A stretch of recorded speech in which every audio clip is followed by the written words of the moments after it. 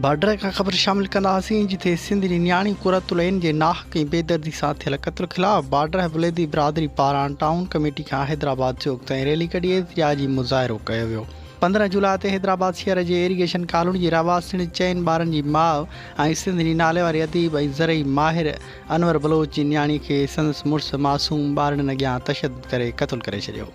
उन्हनि इंसानियत खे लॼाईंदड़ क़त्ल ख़िलाफ़ बॉर्डर बुलेदी बिरादरी पारां आगाह इब्राहिम बुलेदी, वकार हुसैन बुलेदी ऐं फिदा हुसैन बुलेदी जी अॻुवाणीअ में हथनि में प्ले कार्ड ऐं मक़तूला जो फ़ोटू खणी टाउन कमेटी खां हैदर चौक ताईं रैली कढी एहतिजाजी मुज़ाहिरो कयो वियो।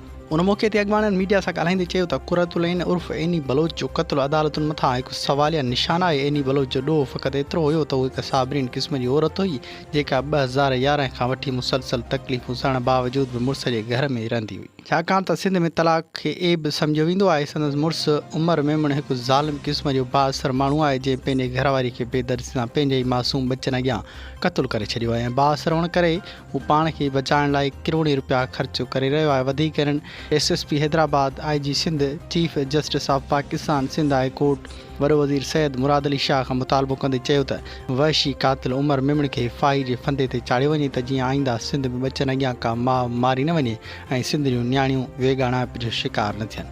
हिननि चयो त जेसि ताईं कातिल उमर मेमण खे फाही नथी ॾिनी वञे तेसि ताईं बॉर्डर समेत पूरी सिंध में एहतिजाजी मुज़ाहिरा कया वेंदा।